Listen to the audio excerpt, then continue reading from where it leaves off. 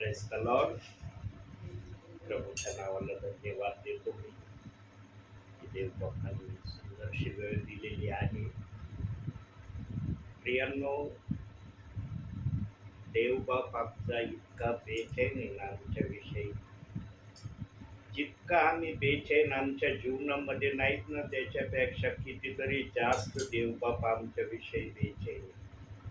पण तो आपले बेचैनीपणा दाखवित नाही, तो सर्व सहन करतो.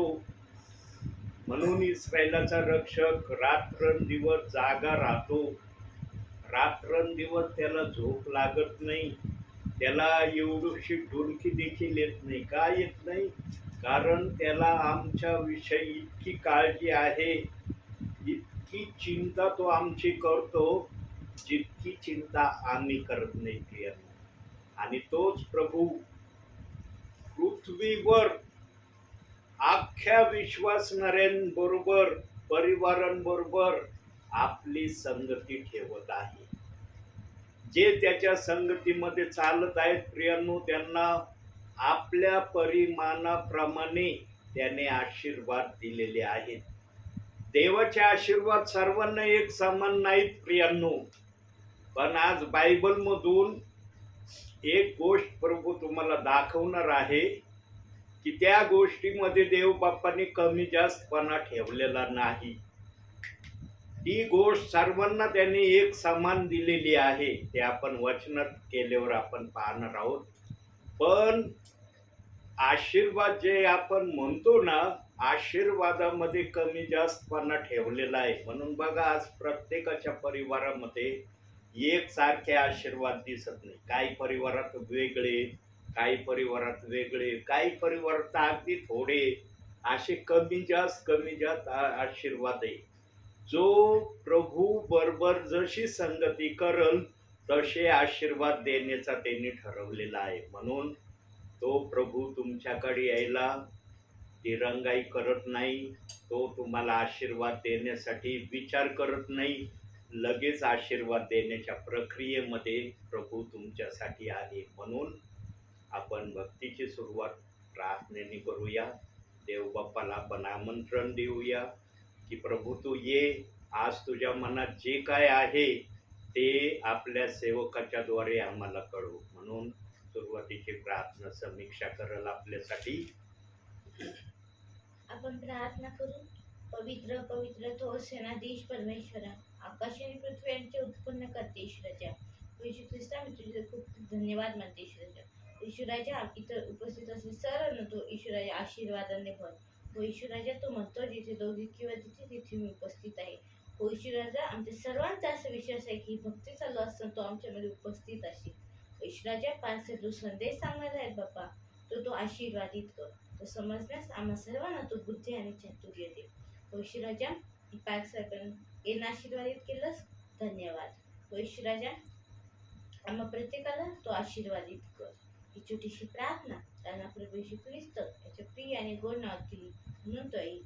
आमेन. प्रियांनो, आज अशी काही गोष्ट बायबलमधून तुम्ही ऐकणार आहात. आणि तुम्ही तर ऐकणारच आहात, परंतु माझ्या व्हॉट्सअपला जेवढे प्रियजन आहेत तेवढे जण पण ते ऐकणार आहे. म्हणून आपण काढूया जरा 2 वचन आपण काढूया आणि मग देवबाप त्या 2 वचनातून आपल्या इच्छेप्रमाणे तुम्हाला जे सांगायचं आहे ते तो कळवी. रोमकरसपत्र 1 वचन 6 अध्याय 23 वचन.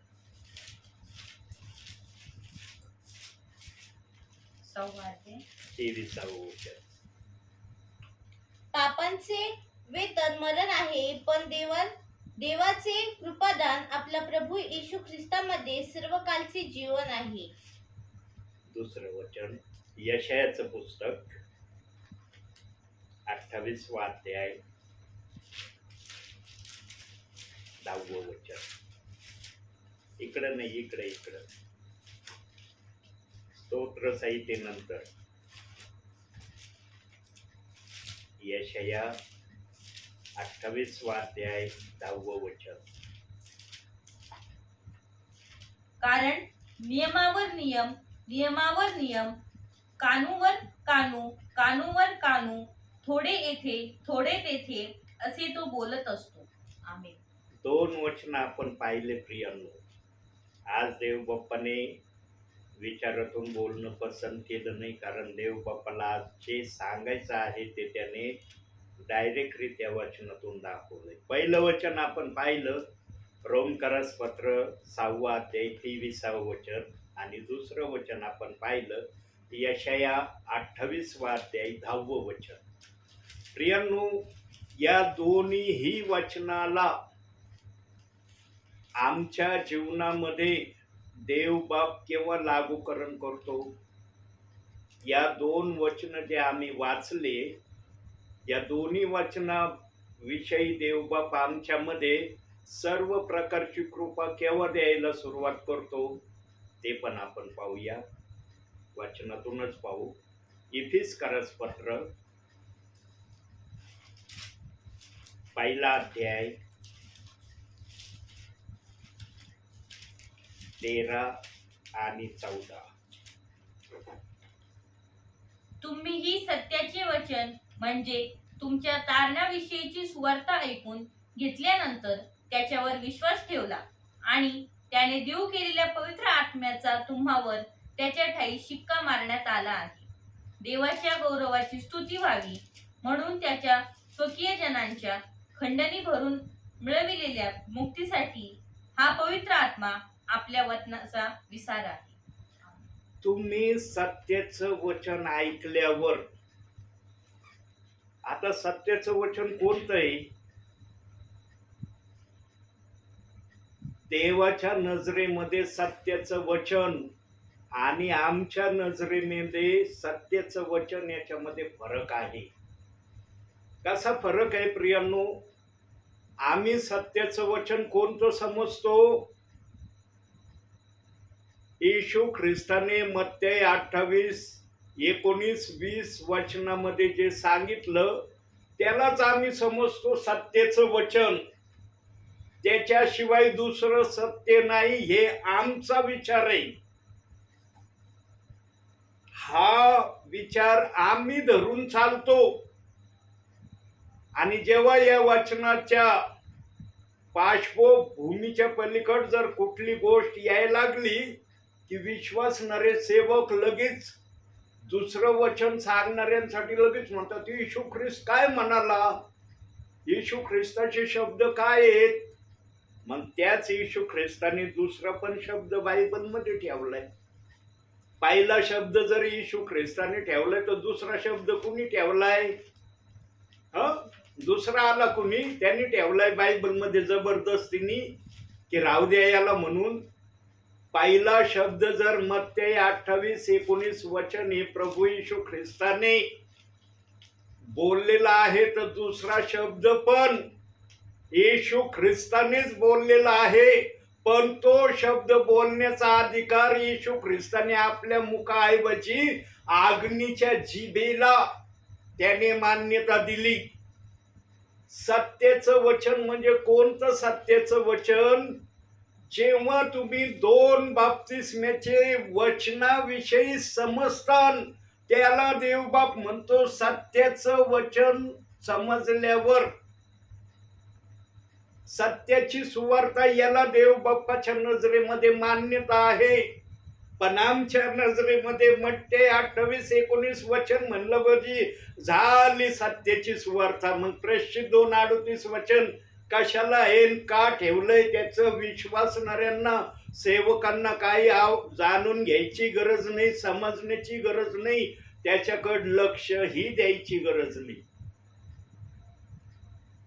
दुर्लक्ष करून चालणार नाही प्रियांनो. बायबलमध्ये जर ते दिलंय ना तर त्याला मानणं हे गरजेचं आहे. म्हणून येशू ख्रिस्त योहान 14 अध्याय 16 वचनात म्हटला दुसरा कैवारी. पहिला कैवारी नाही म्हणला, तो दुसरा कैवारी म्हटला.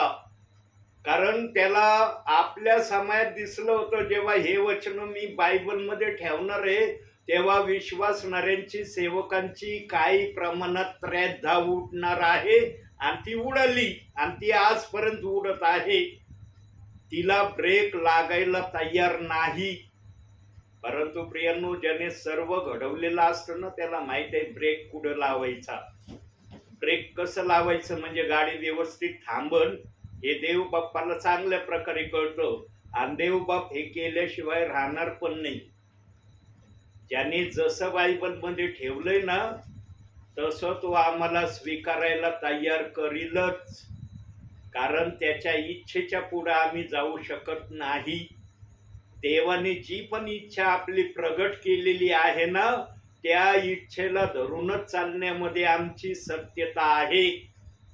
आम्ही देवाच्या वचनाला बाजूला ठेवून सत्यतेमध्ये कधी चलू शकणार नाही. म्हणून पहिलं वचन आपण पाहिलं, रोमकारस पत्र 6 अध्याय 23 वचन, पापाचे वेतन मरण आहे, पण आपल्या प्रभू येशू ख्रिस्तामध्ये सार्वकालिक जीवन आहे, असं त्या वचनात दिलेलं आहे. आता आमच्या पापाची क्षमा देव बाप्पाने टेम्पररी केली का? टेम्पररी आमच्या पापाची क्षमा झाली. पापाचे वेतन जर मरण आहे, आणि ज्याला कोणाला आज विश्वासाने खात्री वाटते की देवाने माझ्या पापाची क्षमा केली, मग तो पापामध्ये राहील का? ज्याची पापाची क्षमा झालेल्याची खात्री एखाद्या विश्वासणाऱ्याला, सेवकाला जर होते, तर त्याच्या पापाची क्षमा त्याला टेम्पररी देव बाप्पाचा आत्मा कळू देतो का? तुझ्या पापाची क्षमा टेम्पररी झाली, तू पाप केलं की तुझ्यासाठी मरण हे ठेवलंय, असं आहे का पापाची क्षमा करण्याची पद्धत देव बाप्पाच्या नजरेत? प्रियांनो, आई बाप्पाच्या गैरहजेरीमध्ये मुलाने एखादं जर सिरियस कृत्य जे ऐकण्यास योग्य नसेल, जे ऐकल्यावर आपल्याला राग येईल, असं जर कृत्य या आपल्या परिवारातल्या मुलाने जर केलं, आई बाप त्या मुलाला टाकून देतात का हो? पाहिलं का आतापर्यंत कोणत्या आई बापांना की त्यांनी पाहिलं, अरे या मुलाने फार वाईट कृत्य केलं, याला आता कायमच आम्ही आमच्या परिवारातून, आमच्या नावातून पूर्णपणे काढून टाकू? ऐकलं का कधी असं? जर आई बापा आपल्या मुलाविषयी जर असा निर्णय घेत नाही, मग ज्याने आम्हाला जगात पाठवलंय तो जर म्हणतो की तुझ्या पापाची क्षमा मी केली आहे, मग जर आमच्याकडून पाप झाले, क्षमा झाल्यावर पण आमच्याकडून पाप झाले, देव बापा मला मरणासाठी पाठवीन का? जा मरणासाठी.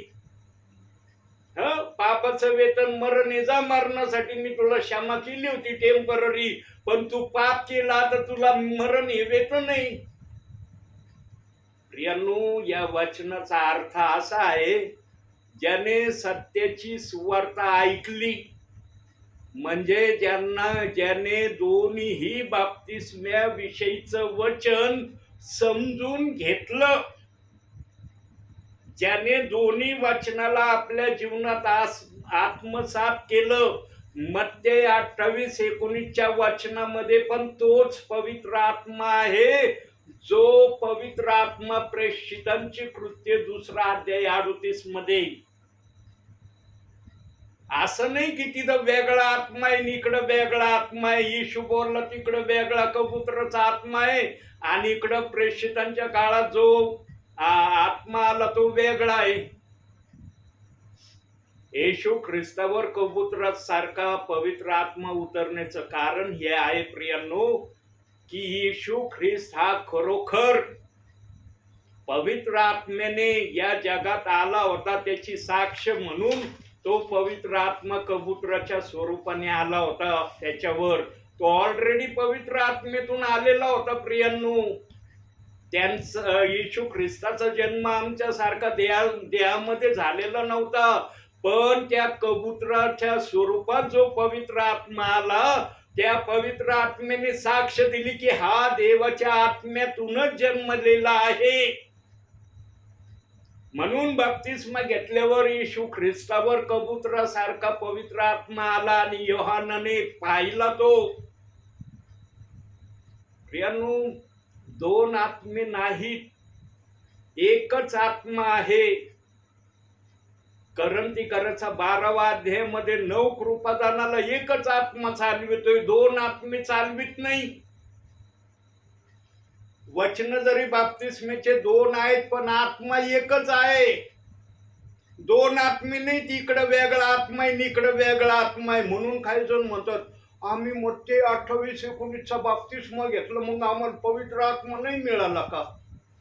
मिळाला प्रियांनो तुम्हाला, पण त्या ठिकाणी पवित्र आत्म्याचा उल्लेख करण्यात आलेला नाही. पवित्र आत्मा तुम्हाला मिळाला आहे, पण तिथं उल्लेख केलेला नाही. तिथं फक्त पिता, पुत्र व पवित्र आत्मा हे काय याचं वर्णन त्या ठिकाणी करण्यात आलंय. पण प्रेषित 2:38 वचनामध्ये नाव सांगितलंय, नावाचा उल्लेख आहे त्या ठिकाणी. म्हणून पेत्र म्हणला पश्चाताप करा, तुमच्या पापाची क्षमा व्हावी म्हणून तुम्ही प्रत्येक जण प्रभू येशू ख्रिस्ताच्या नामाने बाप्तिस्मा घ्या, म्हणजे तुम्हाला पवित्र आत्म्याचे दान प्राप्त होईल. प्रियांनो, इथं पवित्र आत्मा हा शब्द आलेला आहे. मत्ते 28-19 मध्ये पिता, पुत्र, पवित्र आत्मा हा शब्द आलेला आहे.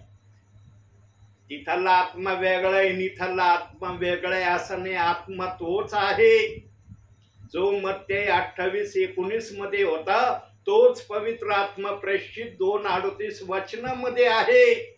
म्हणून देवबाप म्हणला एक बाप्तिस्मा घ्या. देवबापांनी 2 नाही सांगितले, 2 वचन ठेवले, एक घ्यायला सांगितलं. पण तो एक कसा घ्यायचा ते पण पवित्र आत्मेने तुम्हाला सांगितलेलं आहे. आणि ही आहे सत्याची सुवार्ता ऐकल्यावर तुम्हाला पापाची क्षमा तुमची झालेली आहे. तुम्ही जरी पाप केले तरी देवबाप तुमचे पाप, बघूया एक वचन आपण, स्तोत्र संहिता 32:1-2 बघा बरं तिथं काय लिहिलंय. जरा वाचनाचा आधार आपण घेत जाऊ मध्ये. ज्याच्या अपराधाची क्षमा झाली आहे, ज्याच्या पापावर पांघरून घातले आहे तो धन्य. ज्याच्या हिशेबी परमेश्वर अधर्माचा दोष लावित नाही व ज्याच्या मनात कपट नाही तो मनुष्य धन्य. ज्याच्या पापावर पांघरून देवबाप्पाने घातले, ते पांघरून देवबाप काढीन का? काढीन का? म्हणता येईल का अरे प्रभूने पांघरून घातलं, पण प्रभूने आमच्यावरचं पांघरूनही काढून घेतलं? प्रियांनो, एवढ्याच गोष्टीने प्रभू थांबला नाही बोलायचा. तुम्ही काहीही अधर्म माझ्या नावात राहून केले तरी देवबाप ते आमचे अधर्म ध्यानामध्ये आणत नाही, तर न आठवणाऱ्या समुद्रामध्ये टाकून देतो. आम्ही मुखाने कबूल जरी नाही केलं, पण देवाची इच्छा आहे की तुम्ही जे पाप करता त्याचा पश्चाताप करा आणि ते पाप पुन्हा न करण्याच्या प्रक्रियेत तुम्ही असा. ही देवाची आज्ञा आहे. पण आज किती जण ही आज्ञा मानते? येशू ख्रिस्ताच्या समयामध्ये येशू ख्रिस्ताने ज्यांना ज्यांना बरं केलं ना, त्यांना सांगितलं पाप करू नको या पुढं, आणि त्यांनी केलं नसेल म्हणून पुन्हा त्याचं नाव परत आलेलं नाही. 2000 भूत ज्याच्यामध्ये होते त्यांनी सुद्धा येशू ख्रिस्ताची आज्ञा पाळली, त्याने पण पाप केलं नाही बरं झाल्यानंतर. पण आम्ही असे आहोत प्रियांनो, या समयातले प्रियजन, आम्ही ज्या पापाला करण्यापासून माघार घेण्याचा निश्चय करतो ना, आम्ही ते पाप केल्याशिवाय राहत नाही. म्हणताच येत नाही की ज्या पापाला मी केलंय आणि ते पाप आमच्याकडून होत नाही. कधी ना कधी आमच्याकडून होऊनच जातं प्रियांनो. काही जण पश्चाताप करतात, काही जण बिना पश्चातापाचंच प्रभूमध्ये जीवन व्यतीत करत आहेत, जगत आहेत. तरी प्रभू त्यांच्या अपराधांची, पापांची क्षमा करतो, पांघरून घालतो. कारण ज्यांचं पाप देव बाप्पांनी क्षमा केलं आहे त्याचं पाप देव बाप पुन्हा आठवीत नाही. त्याने जरी पाप केलं तरी देवबाप ते आठवीत नाही, पण त्याने प्रामाणिकपणा दाखवण्यासाठी तुम्ही केलेल्या पापाचा पश्चाताप करा हे आम्हाला सांगितलं आहे. आता किती जण ते ऐकतात, किती जण नाही ऐकत, हे प्रभू शिवाय कोणाला सांगता येणं शक्य नाही.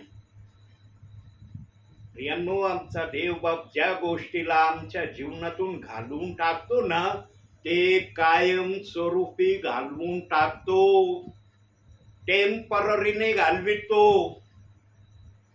एकदा आमच्या पापाची क्षमा केली, एकदा त्याने आम्हाला स्वर्गात जाण्याचा अथॉरिटी दिली. फक्त त्या अथॉरिटी मध्ये आम्ही चलतो का नाही यासाठी हे बायबल वाचणं गरजेचं आहे. याच्यात सांगितल्याप्रमाणे करणं गरजेचं आहे. आणि देव बाप्पाला आपल्या समाज दिसलं होतं की काही जण या प्रक्रियेमध्ये व्यवस्थितरित्या चालणार नाहीत, म्हणून बोलवलेले पुष्कळ आहे. हा शब्द त्याला बायबल मध्ये आणावा लागला, कारण मनुष्याला न ऐकण्यापेक्षा न ऐकण्याच्या प्रक्रिया फार आवडतात. बघा, आज परिवारामध्ये आई बापांनी जर मुलाला सांगितलं ना, बाळा हे नको करू, आई बापासमोर टेम्पररी मुलगा म्हणतो नाही करणार, पण जरासे आई बापांपासून दूर केलं मुलगा नेमकं तेच करणार जे आई बापांनी न करायला सांगितलेलं आहे. असे आहेत काही मुलं. सर्वच जण करतात असं नाही, सर्वच जण नाही करत असं नाही. म्हणून देव बाप्पाने बोलवलेले, निवडलेले आपल्या वचनामध्ये ठेवले. निवडलेलेच का नाही ठेवलं प्रभूने? बोलवलेले का आणलं?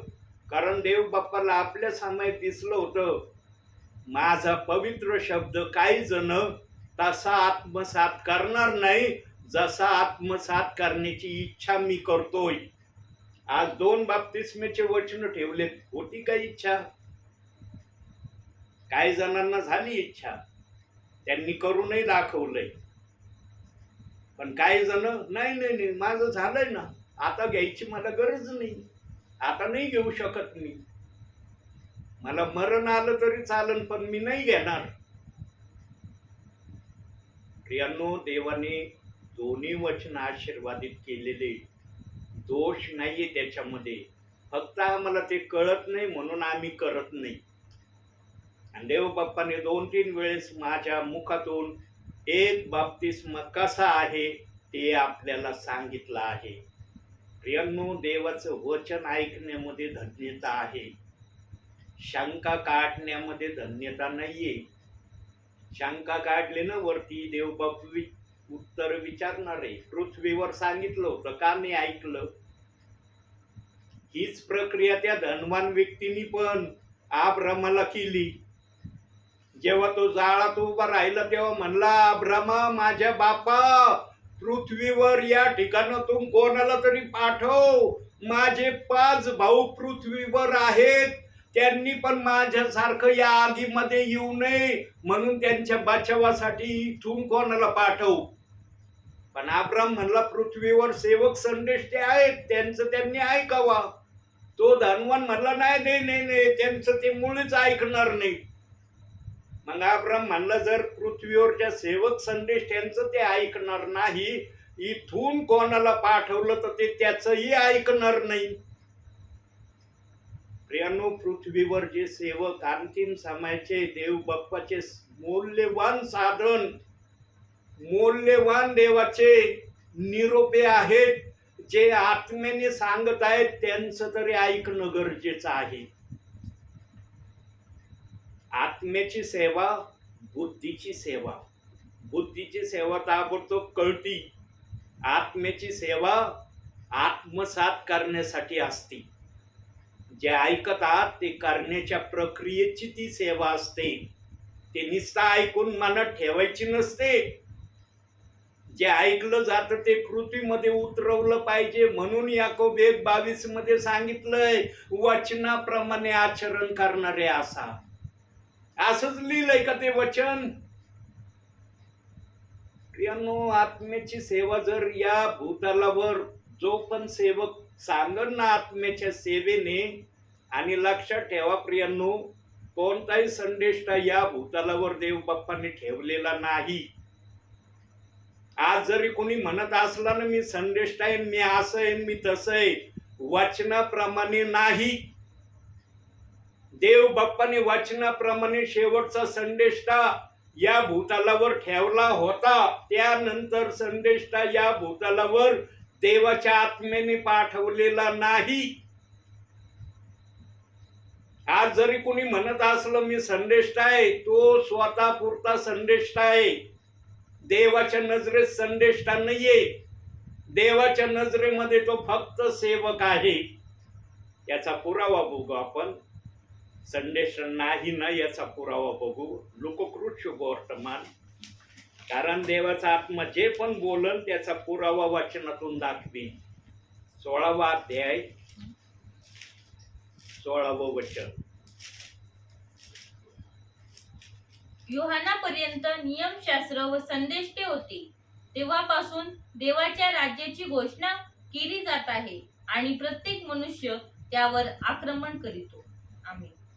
योहानापर्यंत नियमशास्त्र आणि संदेष्टे होते असं देवाचं वचन सांगतंय. म्हणजे योहानानंतर संदेष्टे नाही. देवाच्या आत्मेचं बोलणं हे आहे की योहानानंतर कोणताही संदेष्टा आलेला नाही. योहानानंतर जे आले ते सेवक आलेले आहेत. म्हणून अंतिम समयात सेवकांच्या द्वारे देवबाप आपल्या मनातल्या राहिलेल्या ज्या काही इच्छा आहे त्या पवित्र आत्मेतून आपल्याला कळवित आहे. दिसते का वही? दिसते का बाळा वही माझ्याजवळ? बायबलच उघडलं नाही. बायबल घेऊन बसलोय मी पण अजून उघडलं नाही. आणि मी काय बोलणार आहे हे मला माहिती नव्हतं. खरं सांगतो तुम्हाला, मी आज काय बोलणार आहे हे मला पण माहिती नव्हतं. पण प्रभूच्या मनाला कळतं माझा सेवक कोणाच्या नावाने गेलाय. माझा सेवक एवढं परिश्रमाने गाडी चालवितोय, कोणासाठी चालवितोय. माझा सेवक जे काय करण्याच्या माग हेतू कोणाचा ठेवलाय त्यांनी. जो सेवक स्वतःला उंच करण्यासाठी सेवा करील ना तो कधीच उंच होणार नाही. त्याने आटापिटा जरी लावला ना स्वतः उंच होण्यासाठी, कधीच देवाचा आत्मा त्याला उंच होऊ देणार नाही.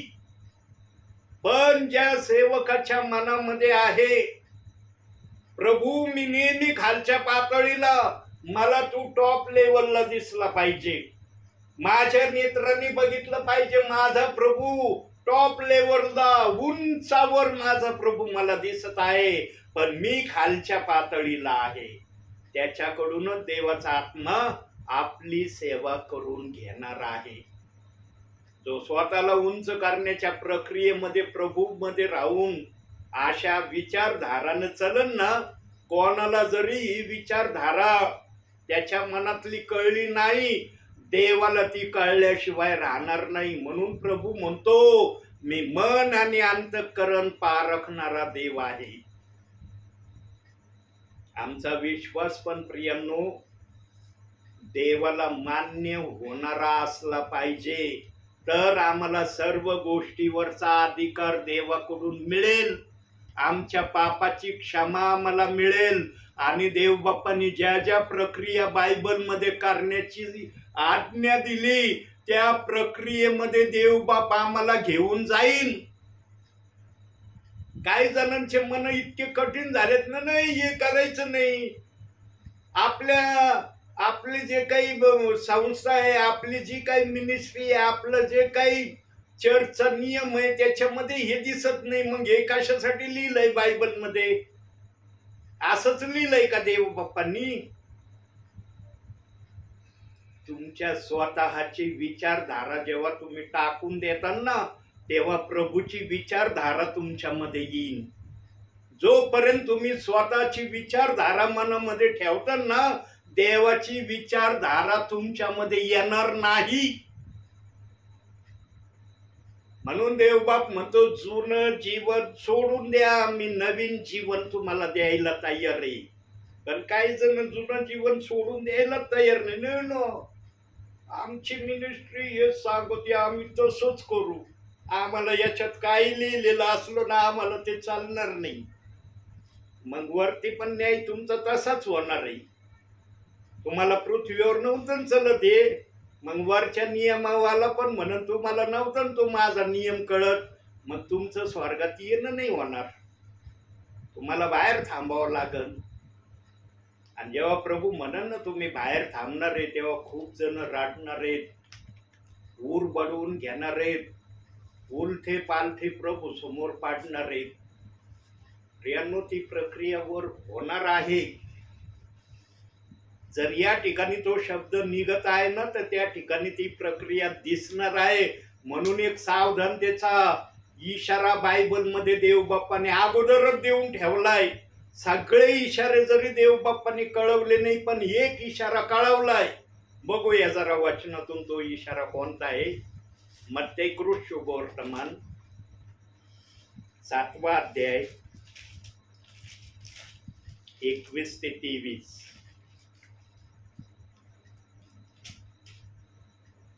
मला प्रभूजी प्रभूजी असे म्हणणाऱ्या प्रत्येकाचा प्रवेश स्वर्गाच्या राज्यात होईल असे नाही, तर जो माझ्या स्वर्गीय पित्याच्या इच्छेप्रमाणे वर्ततो त्याचा होईल. त्या दिवशी मला बहुत म्हणतील, प्रभूजी प्रभूजी, आम्ही तुमच्या नावाने संदेश दिला, तुमच्या नावाने भूते घालवली व तुमच्या नावाने बहुत अद्भुत कृत्य केली नाही काय? तेव्हा मी त्या स्पष्ट सांगेन की माझी तुमची कधीच ओळख नव्हती. अहो अधर्म करणाऱ्यांनो, मज पुढून निघून जा. पाहिलं, हा थोडक्यात इशारा दिलाय, सेवका संबंधात दिलाय. विश्वासणाऱ्या संबंधामध्ये देव बाप्पांनी ते राखून ठेवलंय. आता वचन पाहूया आपण. यशाया 28:10 वाचा परत. 28वा अध्याय 10वं वचन जे आपण पाहिलं होतं. कारण नियमावर नियम, नियमावर नियम, कानूवर कानू, कानूवर कानू, थोडे येथे थोडे तेथे, असे तो बोलत असे. पाहिलं, सेवकाविषयी त्याने बायबलमध्ये वाचनासहित ठेवलंय, वाचनासहित दाखवलंय. परंतु विश्वासणाऱ्यांसाठी काय शब्द दाखवलाय तो पण बघू आपण. विश्वासणाऱ्यांसाठी योहानकृत शुभवर्तमान 17वा अध्याय 3रं वचन. सार्वकालिक जीवन हेच आहे की तू जो एकच खरा देव, त्या तुला व ज्याला तू पाठविले त्या येशू ख्रिस्ताला त्यांनी ओळखावे. जो तू खरा एकच देव. च लावलंय प्रियांनो त्या ठिकाणी. च लावलंय म्हणजे काय की त्याच्यापेक्षा दुसरा नाही. आणखी एक वचन बघू. 1 कोरिन्थीकराचं पत्र 8वा अध्याय 4थं वचन. आता मूर्तीचे नैवेद्य खाण्यासंबंधाने आपल्याला ठाऊक आहे की जगात देवाची म्हणून मूर्तीच नाही आणि एकाखेरीज दुसरा देव नाही. बघा देवाचं वचन, देवाचं बोलणं बघा काय. एकाखेरीज दुसरा नाही. देवाने दुसऱ्याला मान्यता दिली नाही, पण इथं तिसरा पण आलेला आहे. आणि त्रैक्य म्हणून त्याचं वर्णनही झालेलं आहे. जे की त्रैक्य नावाचा शब्द बायबलमध्ये कुठं सापडत नाही आम्हाला. देवाने दुसऱ्याला मान्यता दिलेली नाही. तिसऱ्याचा तर विचार देवाच्या मनात नाहीये, पण इथं तर त्रैक्य म्हणून आज चाललंय देवाचं नाव घेऊन.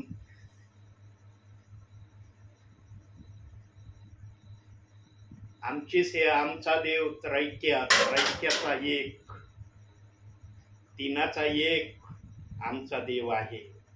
प्रियांनो, देवाने जसे पण वचन ठेवलेत ना ते वचन देवाच्या गौरवासाठी आहे. तुम्ही काय घेऊन चालले याला महत्व नाही. तुम्ही देवाचं घेऊन किती चालत नाही याला जास्त महत्व आहे. म्हणून देवबाप आपल्या वाचनात शेवटी बोललाय प्रगटीकरणामध्ये, मध्यंतरी पण बोललेला आहे तो, जे आता मी तुम्हाला दाखवणार आहे वचन, पण त्याने ते वचन प्रगटीकरणाच्या शेवटच्या अध्यायामध्ये ठेवणं जास्त पसंत केलं. जास्त महत्व त्याने प्रगटीकरणाच्या 22व्या अध्यायामध्ये त्या शब्दाला प्राधान्य दिलं. कोणत्या शब्दाला प्राधान्य दिलं बघूया जरा ते पण. प्रगटीकरण 22वा अध्याय 12वं वचन. पहा, मी लवकर येतो आणि प्रत्येकाला ज्याच्या त्याच्या कर्माप्रमाणे देण्यास माझ्याजवळ वेतन आहे. आता दुसऱ्या भाषांतरामध्ये आहे ज्याच्या त्याच्या कृत्याप्रमाणे, आहे ना, त्याच्यात ते शब्द आहे ना, वाजवाळा. पहा, मी लवकर येतो आणि प्रत्येकाला ज्याच्या त्याच्या कृत्यांप्रमाणे देण्यास माझ्याजवळ वेतन आहे. ज्याने देव बाप्पाच्या कृत्याला आपल्या जीवनात घेऊन त्याप्रमाणे केलं त्याला वेतन दिलं जाणार आहे. ज्याने स्वतःच्या इच्छेने देवात राहून काही पण केलं त्याला वेतन मिळणार नाही. आज वाटतं अरे मी प्रभूच्या नावात आलोय, विश्वास ठेवलं, माझं स्वर्गात जाणं पक्क झालं. नाही झालं तुझं पक्क जाणं. तुझं जाणं जर नुसतं विश्वास ठेवल्यावर स्वर्गात जाणं जर असतं, देव बाप्पाला हे पवित्र शास्त्र द्यायची गरज पडली नसती. त्याने पवित्र शास्त्र तुम्हाला दिलं नसतं. याच्यात जे सांगितलंय ना, जसं सांगितलंय तसं आम्हाला ऐकावं लागल. बायबलमध्ये त्रैक्य नावाचा शब्द अख्ख्या बायबलमध्ये नाही. अख्खं बायबल तुम्ही चाळा, अख्खं बायबल तुम्ही वाचा. त्रैक्य नावाचा शब्द कुठंच देव बाप्पाने आत्म्याच्या प्रेरणेने ठेवलेला नाही. आज जर त्रैक्य नावाचा शब्द आम्ही ऐकतो, मग हा शब्द कुणी आणलाय, कुठून आला, कशासाठी आलाय, याचा उद्देश हेतू काय आहे? म्हणून ते वचन प्रगटीकरणाच्या शेवटच्या अध्यायामध्ये देव बाप्पाने ठेवलं, ज्याच्या त्याच्या कृत्याप्रमाणे माझ्याजवळ द्यायला वेतन आहे. माझं ऐकलं तर वेतन मिळन. तुम्ही स्वतः घेऊन काही पण आणलं ना वचनाला धरून, नाही वेतन मिळणार तुम्हाला. तो म्हणतो एकच देव आहे, एका खेरीज दुसरा नाही. त्याने दुसऱ्याला मान्यता दिली नाही. इथं तर तिसरा पण आलाय. इथं दुसऱ्याला देवाने मान्यता दिली नाही, पण इथं तिसरा पण आलाय. आणि राजरोसपणे सर्वत्र सांगितलाही जातोय. आमची सेवा ही आहे. ही सेवा असली तर देवाची आहे, आणि एकच देवाची असली मग ती कोणाची आहे? विचार करा प्रियांनो, देवाचं ऐकायचं का स्वतःच्या मनाने चालायचं? देवाने जे आणलं नाही ते आणू नाही कुणी. जे देवाने आणलंय ते आम्ही आत्मसात करणं गरजेचं आहे. 2 बाप्तिस्म्याचे वचन, याचा अर्थ असं नाही 2 सेवा आहेत, 2 फेत आहेत, असं देव बाप्पाचं म्हणणं नाही. किंवा 2 आत्मे आहेत 2 बाप्तिस्म्यामध्ये, असंही देवाचं म्हणणं नाही. आत्मा एकच आहे. इकडं पण तोच आत्मा आहे, इकडं पण तोच आत्मा आहे.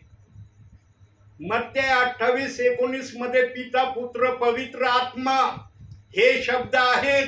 प्रेषित 2:38 मध्ये त्याचं नाव सांगितलेलं आहे.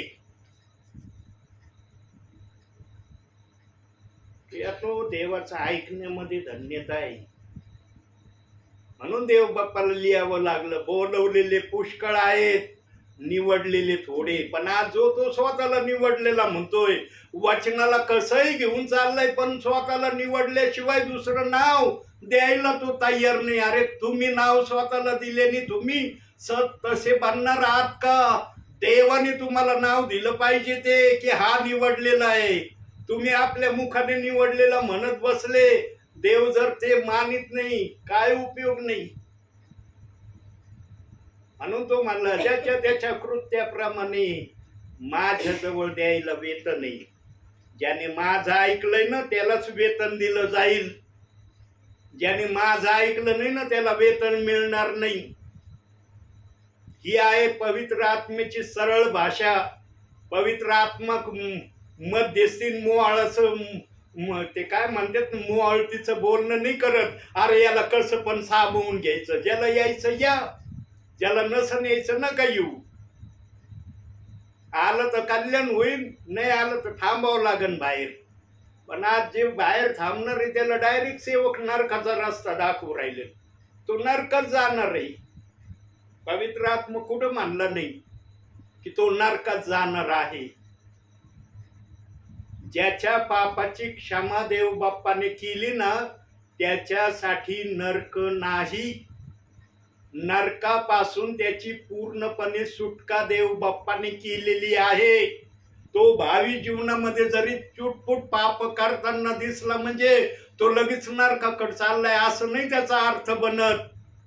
देव बाप टेम्पररी पापाची क्षमा नाही करत आमची. आपले जन्म देते आई बाप आपल्या मुलाला कोणत्याही सबबीवर आपल्यापासून जर दूर करायला तयार होत नाही. ज्याने आम्हाला जगात पाठवलंय तो कसा आम्हाला आपल्या नावापासून दूर करीन आम्हाला. प्रियांनो, जी आई बापाची माया आहे ना त्याच्यापेक्षा काही गुणेने देव बाप्पाची माया श्रेष्ठ आहे. म्हणून एक शब्द दिलाय, बघूया तो शब्द आपण बायबल मधून. यशया 49:15 वचन बघा. असं होईल बर का, कदाचित होईल.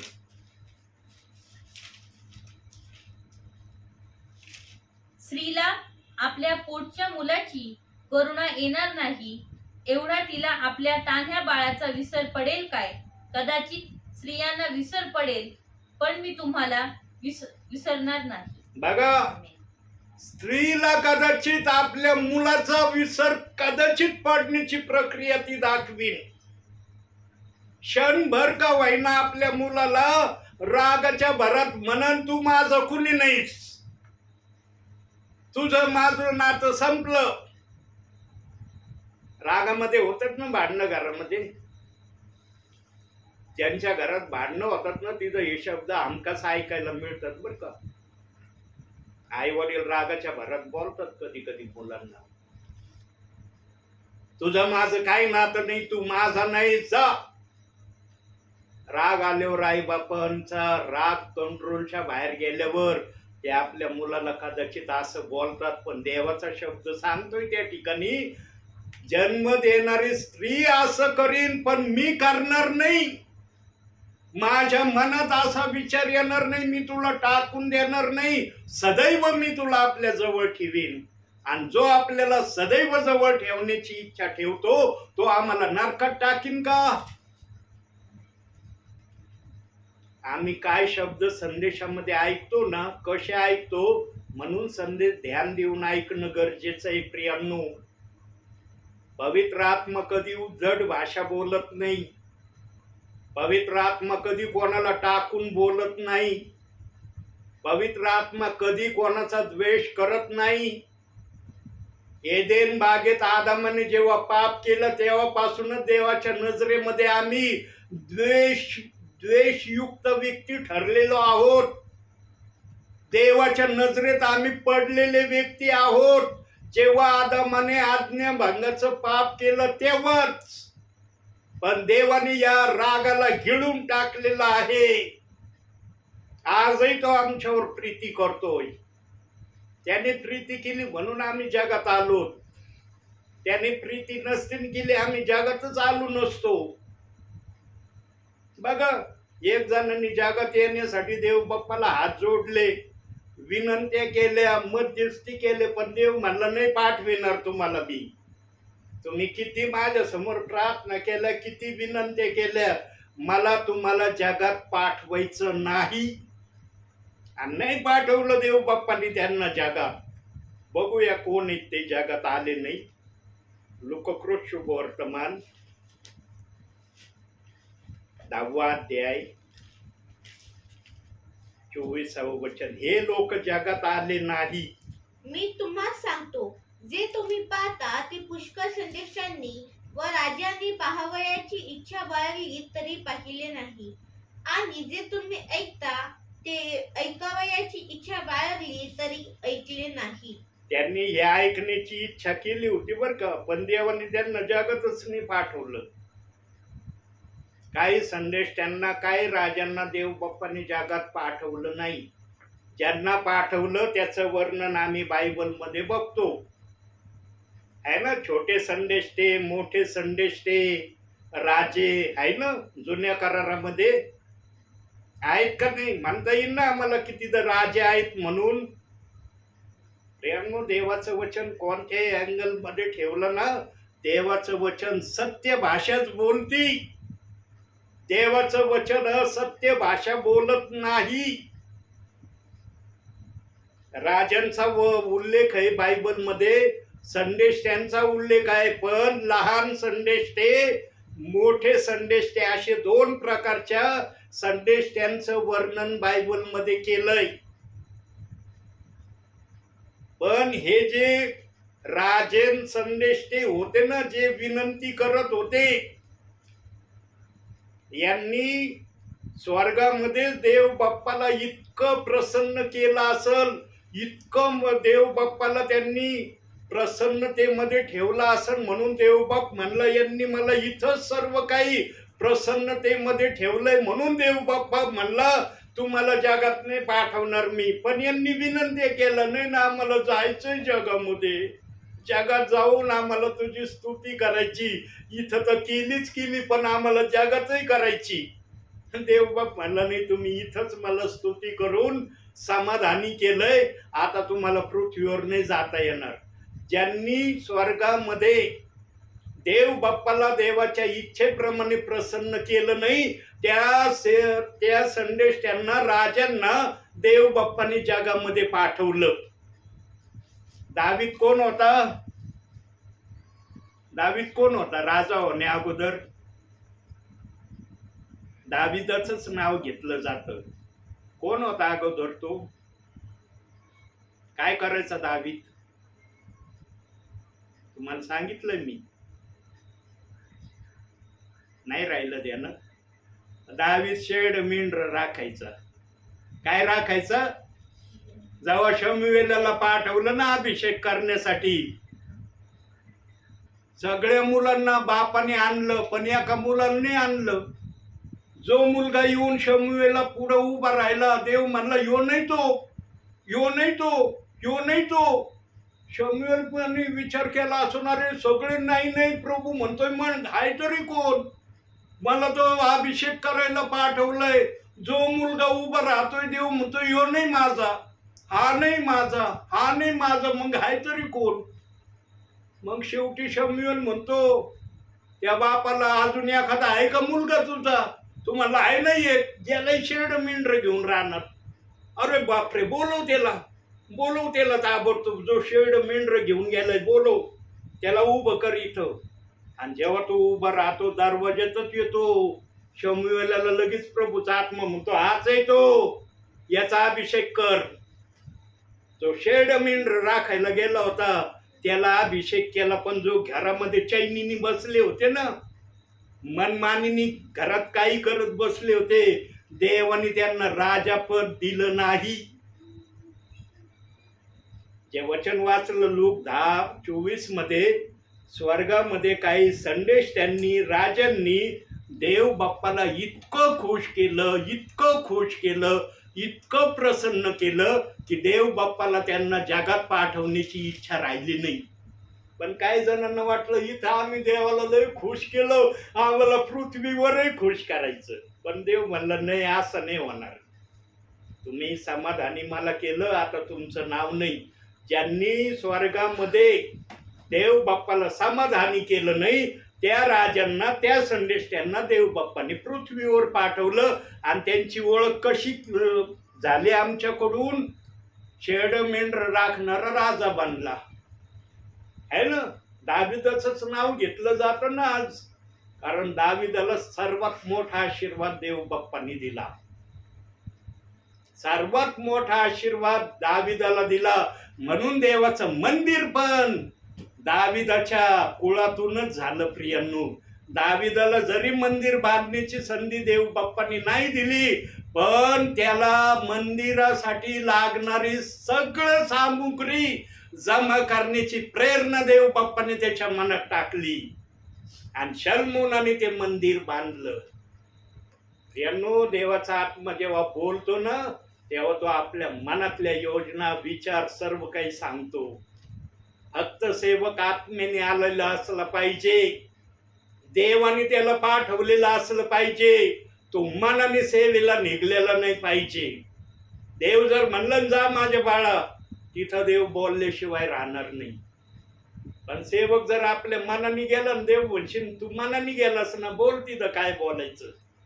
मी नाही बोलणार, माझी इच्छा नव्हती तुला पाठवायची, तू गेलास ना, जा कर तुला काय करायचं. 2 वेळेस ह्या चुका केल्यात मी, 2 वेळेस चुका केल्यात. म्हणलं आता तिसरी चूक नाही करणार मी. नाही पाठवलं ना, तू घरातच बसन मी. पाठवलं, तू पाहून घे तुला काय करायचं ते. प्रियांनो, देवाने असं वचन आपलं ठेवलंय. यशाया 28:10 मध्ये थोडं इथं थोडं तिथं, पहिलं जे आहे ते शेवटी सांगितलंय, शेवटी जे आहे ते मधी सांगितलंय, आणि जे मधी आहे ते सुरुवातीला सांगितलंय. म्हणून देवाने वचन ठेवलं. परत वाच बाळा, यशाया 28:10 तो शब्द.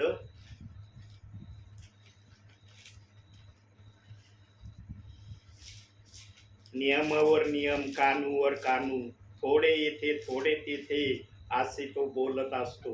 कारण नियमावर नियम, नियमावर नियम, कानूवर कानू, कानूवर कानू, थोडे येते थोडे तेथे, असे तो बोलत असतो. त्याने एक लाईनीमध्ये आपलं वचन ठेवलेलं नाही. म्हणून संदेश सांगण्याचा अधिकार पवित्र आत्म्याने आपल्या जवळ ठेवलाय. ज्याने पवित्र शास्त्रामध्ये अशा घटना लिहिल्यात ना, त्या सांगण्यासाठी पवित्र आत्म्याचीच आवश्यकता आहे. म्हणून संदेश हा मनुष्याच्या इच्छेने कधी आलेला नाही, असं 2 पेत्र 1:21 वचनात देव बाप्पाने सांगून ठेवलंय. माझं पवित्र शास्त्र आहे, माझं वचन आहे, मीच ते माझ्या विश्वासणाऱ्यांना माझ्या इच्छेने सांगन. ज्याने पवित्र शास्त्र लिहिलंय, वचन लिहिलंय, तो जर म्हणतो एकच देव आहे, तर एकच देव आहे हे आम्ही मान्य केलं पाहिजे. देवाने लावून त्या ठिकाणी आपला शब्द पूर्ण केलाय. आणि जुन्या करारात पण एकच देवाविषयी देवबाप बोललाय. असं नाही की जुन्या करारात नाही बोलला. यशायाच्या ग्रंथात बोललाय, अनुवादामध्ये बोललाय, आणखी काही पुस्तकांमध्ये देवबाप बोललाय. यशायामध्ये तर उघडरित्या बोललाय, माझ्या खेरीज नाही दुसरा कुणी. एक बघू आपण, जुन्या करारामध्ये एकच देवाविषयी आहे का? अनुवादाचं पुस्तक, एक शब्द बघू आपण पुराव्यासाठी. 6वा अध्याय 4थं वचन. हे इस्रायेला श्रवण कर, आपला देव परमेश्वर हा अनन्य परमेश्वर आहे. अनन्य म्हणजे काय माहिती का? अनन्य म्हणजे एकच. अनन्य या शब्दाचा अर्थ एकच. प्रियांनो, देवाने जे पण सांगितलंय ना वचनामध्ये, ते 100% आमच्या भावी जीवनाला आशीर्वाद देण्यासाठी सांगितलेलं आहे. आत्मसात करायचं का नाही करायचं हा आमचा प्रश्न नाही. म्हणून मनुष्याला एदेन बागेमध्ये फक्त एका गोष्टीची देव बाप्पाने परवानगी दिली होती. कोणती? होय म्हणायचं का नाही म्हणायचं हा अधिकार तुझ्या जवळ. तुला करायचं का नाही करायचं हा डिसिजन तुझा. मी तुझ्या समोर सांगून ठेवलं, ये मानायचं नाही मानायचं तुझी इच्छा. जे मानतील ते आशीर्वादित होतील. जे नाही मानणार त्यांना स्वर्गामध्ये येता येणार नाही. ते किती म्हणले ना तुझ्या नावाने भूत काढले, चमत्कार केले, निरनिराळे मत कृत्य केले, संदेश दिले, देवबाप म्हणशील माझ्या वचनाला तू मानित होता का? नाही ना, एका वचनाला नव्हतं मानित मी. मग नाही येता येणार तुला स्वर्गामध्ये, तुझं येणं नाही होणार. इस्रायली लोकांना पण प्रभू परमेश्वराने इस्रायल कानान देशामध्येच नेण्याचं ठरवलं होतं. पण देवाच्या आज्ञेप्रमाणे चाला तर तुम्ही कानान देशात जाता. इस्रायली लोकांनी नाही आज्ञा मानल्या, नाही जाता आलं इस्रायली लोकांना कानान देशात. दोघाशिवाय तिसऱ्याला कानान देशामध्ये जाता आलं नाही. एवढा मोठा राजा मोशे होता, त्याला सुद्धा कनान देशामध्ये जाता आलं नाही. काही जण म्हणतात मोशे कनान देशात गेला, नाही गेला मोशे कनान देशात. निर्गमाचा 33वा अध्याय ध्यान देऊन वाचा. तिथं स्पष्ट परमेश्वर मोशेला म्हणत आहे, बघ दुधा मधाचा प्रवाह वाहणारा देश, या देशात मी तुला घेऊन जायचं ठरवलं होतं. पण तू पण मरीबा या ठिकाणी माझ्या आज्ञेचं उल्लंघन केलं, म्हणून तुला पण कनान देशात जाता येणार नाही. तुझी पण कनान देशामध्ये जाण्याची योजना मी रद्द केलेली आहे. निर्गमाचा 33वा अध्याय ध्यान देऊन वाचा प्रियांनो. आपल्या जवळ एवढा वेळ नाही तो अध्याय वाचण्यासाठी, म्हणून तुम्ही प्रार्थनेनंतर ध्यान देऊन वाचा तो अध्याय. थोडंच वाचा, मोशेपर्यंतच वाचा की मोशेला देव बाप्पाने कानान देशात नेलं नाही इथपर्यंत तरी वाचा. पुढचं नाही वाचलं हरकत नाही. पण काही जण म्हणतात मोशे कानान देशात गेला, नाही गेला. फक्त कालेब आणि यहोशुआ हे दोनच देवाचे महान सेवक कनान देशामध्ये गेले. बायबलचा आत्मा सांगतो. आणि अनुवादाच्या पहिल्या अध्यायामध्ये त्यांचे नाव दिले देव बाप्पांनी. 38 वचनापासून खाली जर वाचलं अनुवादाचं पुस्तकामध्ये 38 वचनाच्या खाली, तिथं या दोन महान सेवकांचे नाव वाचायला तुम्हाला मिळतील अनुवादाच्या पहिल्या अध्यायामध्ये. पवित्र आत्म्याला सगळं माहित आहे प्रियांनो. मला जरी काही माहिती नसलं ना, पवित्र आत्म्याला माहिती आहे कुठं काय मी लिहून ठेवलंय. माझ्या दासाने जरी वही ओढली नाही, बायबल जरी उघडलं नाही, मला माहिती आहे माझ्या दासाला मी पाठवलंय, मी बोलणार आहे. तुम्हाला पाठवणारा देव असला पाहिजे प्रियांनो, तर सेवा होईल. तुम्ही स्वतः होऊन गेले ना, नाही होणार सेवा, नाही होणार सेवा तुमच्याकडून. आणि मला देवाने काय सांगितलेलं आहे माहिती का? माझ्या दासा, तू एक विश्वासणारा जर माझ्या राज्यामध्ये वचनाप्रमाणे आणला ना, तू माझी सेवा केली. एक विश्वासणारा एक. जेव्हा मी ऐकलं ना, मी म्हटलं देव बाप्पा, मला एकच व्यक्ती आणण्यासाठी सेवेत आणतो का तू? माझी पात्रता फक्त एक व्यक्तीला देवाच्या राज्यात आणण्याची ठेवली का तू? जेव्हा आम्ही मनामध्ये काय विचार करतो ना प्रियांनो, ते विचार कुणाला जरी नाही कळले, देव बाप्पाला कळतो. जेव्हा येशूच्या विरोधात लोक काही पण विचार करायचे ना, येशूला आंतरी कळायचं की हे काय विचार करू राहिले. कैसराला कर देण्याविषयी कसं कुभांडाने त्यांनी येशू समोर हे कैसराचा कर आणला होता. येशूला आंतरी कळलं, अरे यांच्या मनामध्ये कैसराचा कर देण्याविषयी काय त्यांच्यामध्ये दुष्ट योजना आहे. देवाने ओळखली ती योजना आणि योग्य उत्तर दिलं देव बाप्पांनी. मी पण जेव्हा म्हणलो देव बाप्पा, मला एक विश्वासणारा तुझ्या राज्यात आणण्यासाठी मला तू सेवेसाठी पाचारण केलंस काय?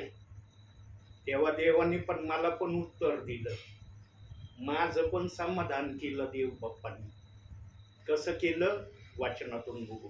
हे वचन शेवटचं वचन, मत्तैकृत शुभवर्तमान 18वा अध्याय. आणखी एक वचन बघू याला जोडीदार. पहिलं हे बघू, 14वं वचन वाचा. तसे ह्या लहानातील एकाचाही नाश व्हावा अशी तुमच्या स्वर्गातील पित्याची इच्छा नाही. एकाही व्यक्तीचा नाश न होण्याच्या प्रक्रियेची सेवा मी तुला दिली माझ्या दासा. एका व्यक्तीचा नाश होऊ नये, आणि ज्या व्यक्तीचा नाश होऊ नये त्या व्यक्तीला वाचवण्यासाठी मी तुला सेवक करत आहे. तेव्हा मला कळलं, अरे एक व्यक्ती जर मी देवाच्या राज्यात आणलं तर देवाच्या नजरेत माझी किती महानता देव बाप गणतोय. न तर माझ्या डोक्यात आलं होतं, अरे एक व्यक्ती, एका व्यक्तीसाठी मी सेवक झालोय का? आणखी एक वचन बघू, 2 पेत्र 3रा अध्याय 9वं वचन. बघा तिथं काय लिहिलंय. 2 पेत्र 3रा अध्याय 9वं वचन. जो कोणी देवापासून जन्मला आहे तो पाप करीत नाही, कारण त्याचे बीज त्याच मध्ये राहते. त्याच्याने पाप करवत नाही, कारण तो देवापासून जन्मला आहे. कोणतं काढ बाळ तू? पेत्र ना, 2 पेत्र 3रा अध्याय 9वं वचन. कित्येक लोक ज्याला विलंब म्हणून म्हणतात, तसा विलंब प्रभू आपल्या वचनाविषयी करीत नाही, तर तो तुमचे धीराने सहन करतो. कोणाचा नाश व्हावा अशी त्याची इच्छा नाही, तर सर्वांनी पश्चाताप करावा अशी आहे. एकाही व्यक्तीचा नाश न होण्याची सेवा देव बाप्पाने मला दिली. धीराने तो माझं सगळं सहन करतोय. मला एका व्यक्तीचा नाश होऊ नये त्याला वाचवण्याची सेवा या दासाला देव बाप्पाने दिली. ज्याचा नाश अटळ आहे त्याला वाचवण्यासाठी देव बाप्पाने मला वचन सांगण्यासाठी त्याच्या सेवेमध्ये त्यांनी घेतलंय. एकच आलं तर देवाला आनंद होईल, जास्त आले तर राग येईल का? देव म्हणशील का एकासाठीच पाठवलं होतं, तू तर जास्त आणले, मला खूप राग आला तुझा. मी एक सांगितलं होतं पण तू जरा जास्त आणले, मला खूप चिड आली तुझी. म्हणून का देव बाप असं? म्हणून देव बाप्पांनी सांगितलं, ज्याने जसं गोळा केलं आहे तसं त्याला दिलं जाणार आहे. मी जर जादा जमा करतोय ना एकापेक्षा अधिक, तर मला जादाच भेटणार आहे प्रभूकडून. मी इथं ते भेटण्याची आशा नाही व्यक्त करत, मला वरती भेटावं ही आशा आहे. इथं मी कोणत्याही परिस्थितीमध्ये प्रभूमध्ये जगत असलो ना, याच्यामध्ये मला देवाने आनंदी ठेवलंय. देवबाप कधीच मला जाणीव करून देत नाही, अरे तुझी शारीरिक परिस्थिती काय आहे, तू शारीरिक परिस्थितीमध्ये कसं जगतोस, हे मला देवबाप आठवण करून देत नाही. म्हणून मी सेवा करतोय. जेव्हा मी या गोष्टीची आठवण करीन ना, शारीरिक जीवनात मी कसा आहे, कदाचित मला देवाची सेवा करता येणार नाही. म्हणून देवबाप म्हणला, मी तुला आपली शांती दिली आहे. प्रियांनो, ज्यांना प्रभूची शांती मिळाली ना, सर्वात आशीर्वादित, सर्वात धन्य ते विश्वासणारे आणि सेवक आहे. आणि हेच ध्येय आपल्या सेवेमध्ये प्रभू समोर ठेवा, तरच देवबाप तुमचा सर्व प्रकारे आशीर्वाद देण्याच्या प्रक्रियेमध्ये तुमच्यासाठी सदैव राहील. म्हणून आजच्या या छोट्याशा संदेशातून देवबाप तुम्हाला आणि मला भरपूर आणि भरपूर आशीर्वाद देवो. आमेन. डोळे बंद करा.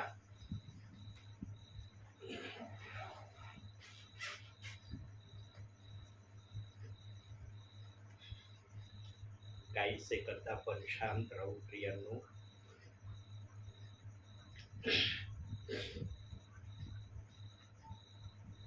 तीन ते 4 सेकंद आपण शांत राहू, मग आपण प्रार्थना करू.